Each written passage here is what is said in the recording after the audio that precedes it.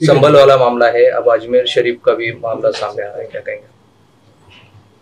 मैं इस संभल के ताल्लुक से आप लोगों को बताना चाह रहा हूं कि जो पिटिशनर है नंबर 1, उसमें एक आदमी वो है जो उनका बेटा यूपी गवर्नमेंट का स्टैंडिंग काउंसिल है, और उसमें जो पार्टी बनाई गई है यूपी गवर्नमेंट को बनाया गया। तो अगर कोई गवर्नमेंट का स्टैंडिंग काउंसिल खुद अपने ही गवर्नमेंट के खिलाफ केस डालता है तो वो एलआर रूल्स के खिलाफ है। दूसरी बात यह कि अगर उनका पिटिशन आप पढ़ेंगे तो उसमें उनका प्रेयर क्या है? प्रेयर यह है कि हमारे को राइट टू एक्सेस मिले। Section 18 of archaeological survey ASMR act 1958 बोलते। जब राइट टू एक्सेस का उनका प्रेयर है तो कोर्ट के जज साहब ने क्यों सर्वे का ऑर्डर दिया? अगर उनको एक्सेस चाहिए था तो जाओ, तो मस्जिद में बैठो, कौन रोकता है?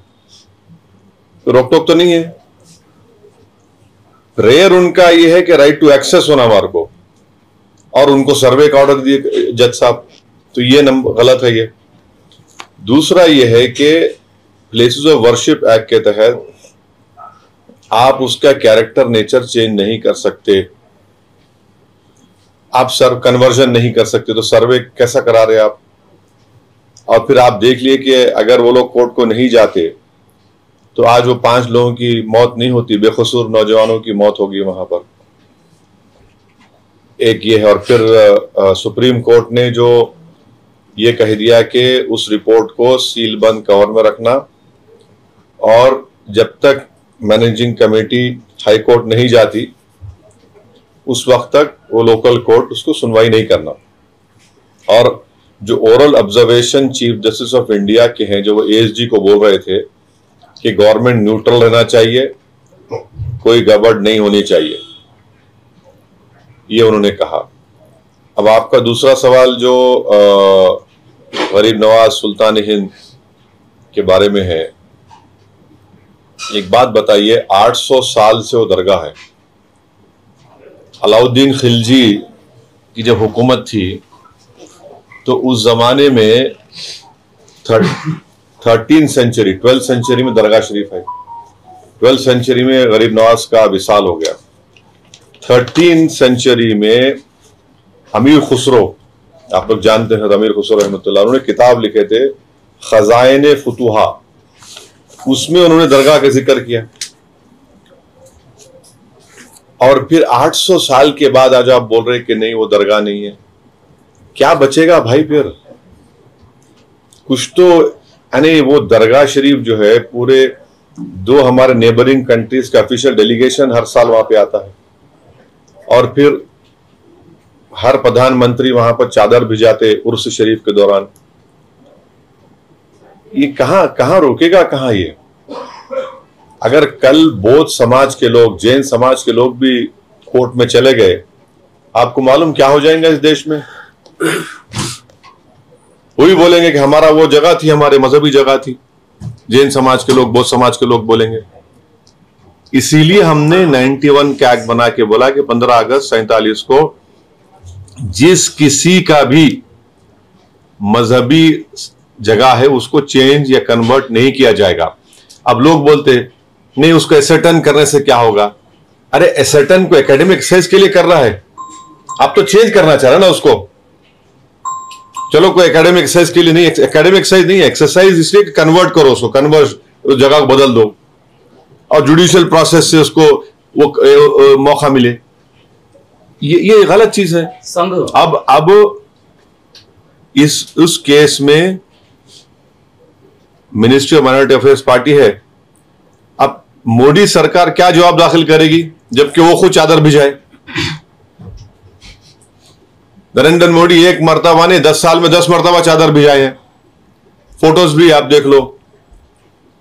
अब मोदी क्या जवाब देंगे उसका?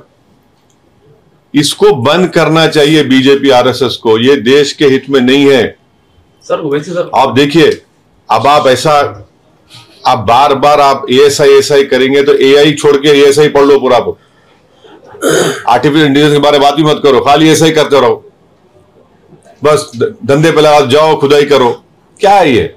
अगर मैं दिल्ली में भी किसी भी जगह पे जाकर बड़े बीजेपी नेता के घर में जाकर खुदाई कराया तो 100% 1000 फीट पे खाने जहां खां का कोई निशान निकल जाता। अब क्या बोलेंगे आप? वो है ना, सिविलाइजेशन है। सिविलाइजेशन ऐसी तो बनता, आगे बढ़ता लोग। तो ये चीज गलत हो रही है। ये इससे आप भारत को कमजोर कर रहे हैं। 140 करोड़ जनता के दूसरे मसाइल भी तो है। बेरोजगारी है, महंगाई है, किसान मर रहा है, चीन ताकतवर होते जा रहा है, मगर आप इस पे लगा दिए, एक काम पे लग जाओ। ये देश के हित में नहीं है, गलत है, इसका हम कंडेम करते। और अफसोस के साथ कहना पड़ रहा है कि जब बाबरी मस्जिद का जजमेंट आया था, हम उस वक्त ही कहा था ये इस तरह के मसले शुरू हो जाएंगे। और डीवाईसी चंद्रचूड़ साहब अगर इसको रोक लगा देते एक केस में तो किस्से खत्म हो जाता था। वो गलत ओरल ऑब्जर्वेशन दिए वो। इस वास्ते आज 15 ऐसे जगह पर इस तरह की हरकतें हो रही है या करने की कोशिश कर रहे हैं लोग। मोहन भागवत इनका एक बयान आया है। कब आया? आज आया कि देश में जो लोक संख्या है कम हो रही है और 2 बच्चे से ज्यादा 3 बच्चे चाहिए, ये शास्त्र का मानना है, ऐसा उनका कहना है। आप ये उनको नरेंद्र मोदी को जाके सिखाना चाहिए था। उनको जो पार्लियामेंट इलेक्शन में क्या बोले थे, मुस्लिम महिलाएं ज्यादा बच्चे पैदा कर दी, बोले नहीं बोले प्रधानमंत्री? उनके भाषण में बोले ना बात कि आपके हिंदू बहनों गलों से मंगलसूत्र छीनकर उन महिलाओं को दिया जाएगा जो ज्यादा बच्चे पैदा करते। अब मोहन भागवत को क्या बोल रहे? हमारी आबादी गिर रही है, पॉपुलेशन गिर रहा है, तो क्या बोल रहे? बच्चे ज्यादा पैदा करो बोल रहे वो, 2 से ज्यादा। फिर आरएसएस वाले शादी करना शुरू कर देना फिर चाहिए। अब बताइए आप पहले तो आप गाली देते हमारे को कि झारखंड में क्या बोले? झारखंड के लिए बोले कि आबादी बढ़ जाएगी मुसलमानों की, हर वक्त गंदगी। जबकि मैं शुरू से हम बोल रहे टीएफआर रेट, आप याद करो, टीएफआर रेट इस देश का गिरा है और सबसे ज्यादा टीएफआर रेट मुस्लिम समुदाय का गिरा, मगर अभी भी हिंदू भाइयों का उससे आगे है, कम है। हाँ, मगर आप ये आइंदा 20-25 साल में सबसे ज्यादा आबादी बूढ़ों की रहेंगी इस देश में। आज हम पुकार के बोल रहे, देखो बूढ़े होंगे, 25 साल में बूढ़े होने वाले लोग। आप करो, अब जैसा आप जापान चले जाओ, यूरोप चले जाइए, वहां पे सबसे बड़ा लोग ज़ईफ है, माने बुजुर्ग हैं, ज्यादा उम्र के लोग हैं। रशिया है। आज आपको समझ में आ रही बात? आप बच्चे कभी बोलते हैं बच्चे पैदा क्यों कर रहे? इनका हर एमपी बोलता 2 बच्चे बस, उससे बढ़कर तो उसको वो नहीं मिलना, गवर्नमेंट का स्कीम से नहीं कोई फायदा नहीं होना। अरे एक तो पकड़ के चलो कुछ तो भी। अब आप एक के पकड़ने का मतलब दूसरा मत निकालो, तो एक पॉलिसी पे रहो ना भाई। आप देखिए स्टालिन, चंद्रबाबू नायडू बोल रहे ज्यादा बच्चे पैदा करो, या एक कानून है तेलंगाना में, आंध्रा में, कि जो भी कॉर्पोरेटर का इलेक्शन लड़ेंगे नगर पंचायत का, उसमें 2 बच्चे से ज्यादा नहीं लड़ सकते। अभी बिल लाने वाले हैं, उसको खत्म करने वाले हैं, बिल लाने वाले हैं, खत्म तेलंगाना में आने वाला है। आंध्रा में नायडू बोल दिए कि ज्यादा बच्चे पैदा करो, स्टालिन बोल ज्यादा बच्चे पैदा करो। ये लोगों को समझ में आता ही नहीं ना, खाली एक ही दिखता उनको, बस मुसलमान मुसलमान वो सा करो, वही कर रहे।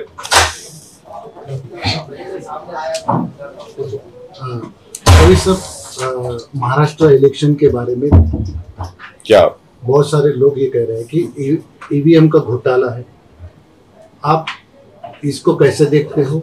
और ये वाकई में, जैसा औरंगाबाद में आप भी देखे हो, आप घूमे हो, यहाँ पर पैसा ज्यादा चला है, क्या आपको लगता है क्या रीजन है जो इतना लैंड इसके ऊपर जीत के आई है बीजेपी? रिजल्ट आया नहीं, एक तो ये कि एक वीडियो आप तमाम ने देखा कि पोलिंग के दिन एक बीजेपी के नेता के तरफ में कम 100-150 महिलाएं खड़ी हुई हैं और अपने हाथों से पैसे बांट रहे हैं। अब आप बताइए कि उसको भी देखकर अगर इलेक्शन कमीशन ऑफ इंडिया कुछ एक्शन नहीं लेता है और उल्टा केस इम्तियाज जलील पे बुक करते हैं एट्रॉसिटी का, तो ये फ्री एंड फेयर कैसा होगा बताइए। यानी वीडियो है पैसे बांट रहा सो, हर एंगल से है। आप उस हम कंप्लेन दिए इम्तियाज साहब, उस पर नहीं लिया। एक शादी खाने में बैठकर पैसे बांट रहे थे। तीसरी बात यह कि इलेक्शन कमिश्नर का और कमिश्नर का जो अपॉइंटमेंट है वो गलत है। कैसे? सुप्रीम कोर्ट ने जजमेंट दिया था कि प्रधानमंत्री, leader of opposition, chief justice of India, ये लोग मिलकर बनाना। सुप्रीम कोर्ट जजमेंट के बाद मोदी ने तो सीजीआई को निकाल दिया, अपने लॉ मिनिस्टर को ला लिया उसमें। वो तो अपने लोगों को बनाएंगे क्योंकि वोट ज्यादा उनके पास आएगा। वो गलत है, उसको चेंज करना चाहिए, सुप्रीम कोर्ट ने कहा था। चौथा ये है कि वीवीपैट का 100% काउंटिंग होनी चाहिए। अभी आप सिर्फ 5% करते, 100% करो ना काउंटिंग, कौन रोक रहा आपको? बैलेट पेपर और देखिए, छठी बात यह है कि अगर कोई चुनाव में कोई बोलेगा धर्म युद्ध, कोई बोलेगा वोट जिहाद, उस पर भी कार्रवाई नहीं होती है।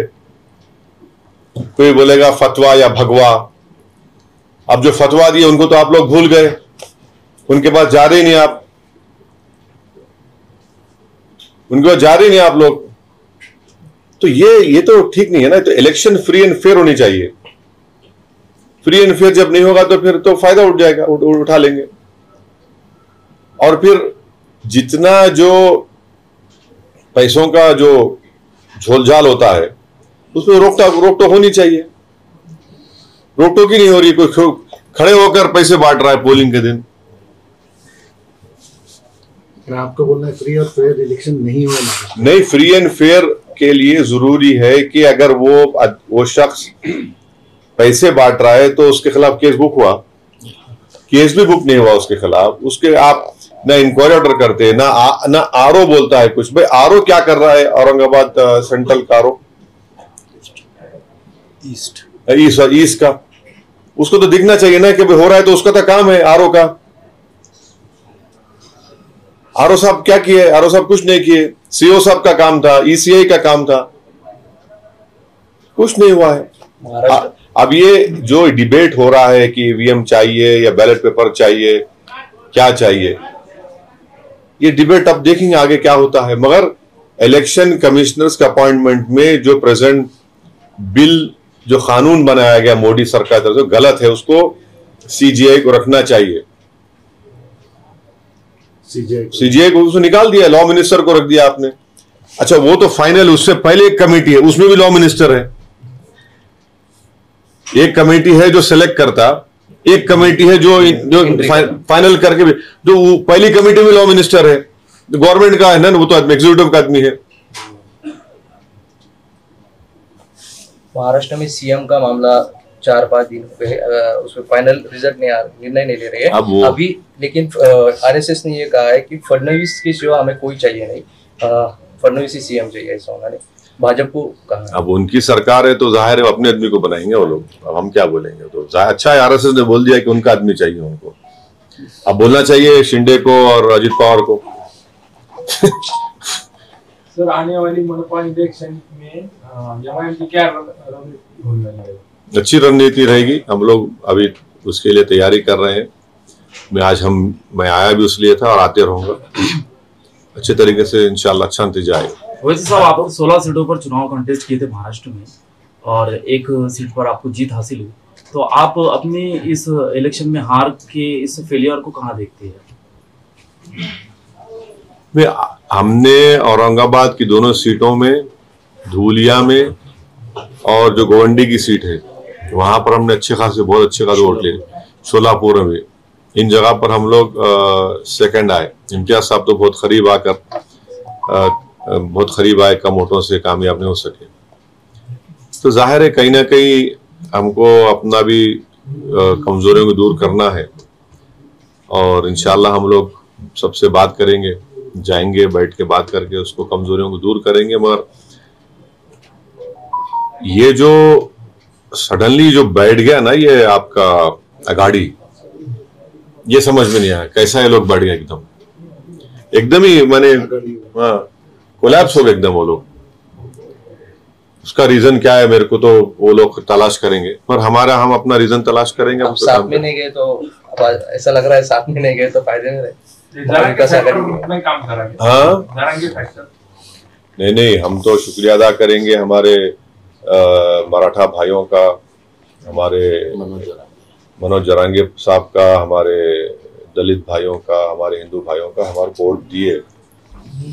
मगर जो हमारा कमिटमेंट है मराठा रिजर्वेशन के बारे में, हम उसके लिए आवाज उठाते रहेंगे। हम उनको जाकर बोलकर आए इम्तियाज साहब, हम तो बराबर उसको भी लड़ते रहेंगे, मराठा रिजर्वेशन के बारे में बोलते रहेंगे, सरकार से डिमांड करेंगे। सर, महबूबा मुफ्ती ने अभी एक इंटरव्यू दिया है संभल हिंसाचार को लेकर। उन्होंने भारत की तुलना बांग्लादेश से की है। जो आज बांग्लादेश में अल्पसंख्यकों के साथ हो रहा है वही भारत में अल्पसंख्यकों के साथ हो रहा है। देखिए, महबूबा मुफ्ती जो है बीजेपी के साथ मिलकर सरकार बनाई थी पहले, तो बीजेपी को बोलना चाहिए, इसके बारे में मैं नहीं बोल सकता। इम्तियाज ने अभी भाषण में कहा कि किराड़पुरे के लिए मैं अगर जा सकता हूँ तो अजमेर शरीफ के लिए भी जा सकता हूँ।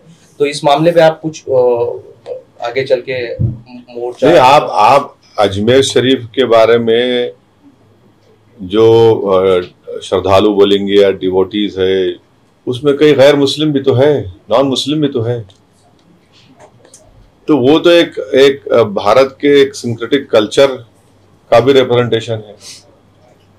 तो इससे तो सबको तकलीफ हो रही है। मैं आपको बताने, अच्छा आज साहब अजमेर से दरगाह पे नहीं है, सलीम चिश्ती दरगाह पे भी केस पड़ गया। सलीम चिश्ती की जो दरगाह है वहां पे भी केस पड़ गया। अब आप बताइए, अने कितना पुरानी दरगाह वो माने वो तो 400 साल पुरानी दरगाह है, वहां पे केस डाल दिए। तो ये तमाशा बना के रख दिए लोगों ने, ये गलत है। ये इससे देश मजबूत नहीं होगा, ये देश के हित में काम नहीं हो रहा। जो प्लेसेस ऑफ वर्शिप एक्ट है उसको फॉलो करने की जरूरत है। नहीं, संघ प्रमुख मोहन भागवत जी का एक वीडियो भी वायरल हो रहा है, पुराना वीडियो है। उन्होंने कहा था कि हर मस्जिद के नीचे मंदिर की तलाशी उचित नहीं। अरे बाबू, वो कब कुलाटी मारते नहीं मालूम आपको। अभी देखो, अभी बोल दिए बच्चे पैदा करो दादा बोल के। कल तक टोनी के लोग बोल रहे थे मुसलमान ज्यादा पैदा कर रहे, डेमोग्राफिक चेंज हो जाएगी। ये लोग आप झारखंड का वीडियो देखे बीजेपी का, उनका वीडियो देखे आप झारखंड में जिसका इलेक्शन कमीशन रोक लगाया, देखे आप? देखना चाहिए आपको। उस वीडियो में बताया गया है कि एक घर में हिंदू परिवार बैठा हुआ है, टेबल पे खाना आ रहा है, मियाँ बीवी है, हस्बैंड वाइफ है, 2 बच्चे हैं, और वो लोग आराम से घर में बैठे, घंटी बजती है घर की। जैसा डोर खोलते एक 50-60 मुसलमान खड़े हुए, पूरे टोपी बुरखा, और अंदर घुस के टेबल पे कोई बढ़िया आ रहा कैसा पूरे। वो उसको इलेक्शन कमीशन रोक न करना पड़ा, उसको इलेक्शन कमीशन कहा कि बंद करो इसको। थैंकफुली इसे उस पर एक्ट किया। तो आप तो हमको दिखा रहे हैं कि हम लोग रिसोर्सेज खा जाएंगे, वो खा जाएंगे। अब मोहन भागवत बोल रहे बच्चे पैदा करो, तो हम मोहन भागवत जी से पूछना चाह रहे हैं कि बच्चे पैदा करने के लिए वो क्या लोगों को देंगे, क्या कुछ देंगे? अकाउंट में डालेंगे 1500 रुपए, जो बच्चे ज्यादा पैदा करेगा उसको 1500 बढ़ के मिलेंगे? सर जी नहीं, औलाद पैदा करो कुछ स्कीम निकालेंगे क्या? सर जी, मोहन भागवत बोलती है कि बच्चे पैदा करो, लेकिन WHO का रिपोर्ट ऐसा है कि इनफर्टिलिटी का प्रमाण जो है तो वो पर्टिकुलर उनकी कम्युनिटी में ऐसा कुछ भी नहीं है। TFR रेट हर कम्युनिटी का गिरा है। सबसे ज्यादा TFR रेट गिरा है रिलीजन वाइज मुसलमानों का, मगर अभी भी हिंदू समुदाय का TFR रेट वो मुसलमानों में फर्क है। अब मगर ये जो स्टेटमेंट आज बोल रहे कि आप जो बोल रहे अगर वो सच है और आप सच ही बोलेंगे कि बच्चे पैदा करो, तो मोहन भागवत जी को बोलना चाहिए कि जैसा यहाँ पर लाडली बहना का स्कीम में कितना 1500 रुपए दे रहे ना, तो आप एक स्कीम निकाल लो कि जो इतने बच्चे पैदा करेंगे उसके अकाउंट में हम लोग 2000 डालेंगे, कितना डालेंगे, क्या डालेंगे वो डिसाइड कर लो। अब क्या क्या क्या बोलिए। नहीं, आप पढ़ के सुनाओ भाई, आप देख लीजिए। नहीं आप बोलना मोहन भागवत ने कि 2 से ज्यादा बच्चों की पैरवी बोले, जिस समाज का प्रजनन दर 2.1 से कम है वो विलुप्त हो गए, मतलब खत्म हो जाए। फिर हमको क्यों बच्चे पड़े हुए आप? माशाल्लाह से मेरे को 6 बच्चे हैं, मैं पहले ही बोल दे रहा हूँ, फिर वो आप लोग बोलेंगे, वो पीछे से बोलेंगे वो इसी ने ऐसा बोला, और उसके 6 बच्चे हैं। नरेंद्र मोदी के भी 6 भाई हैं, अमित शाह के भी माशाल्लाह अच्छे हैं। अब नहीं, मोहन भागवत तो जब उन्होंने अपने आदमी को बना रहे सीएम यहाँ पर, तो उनको बोलना चाहिए उनके आदमी को, भाई तू स्कीम निकाल ले बच्चे पैदा करने की, क्या है स्कीम बता दो। ठीक है।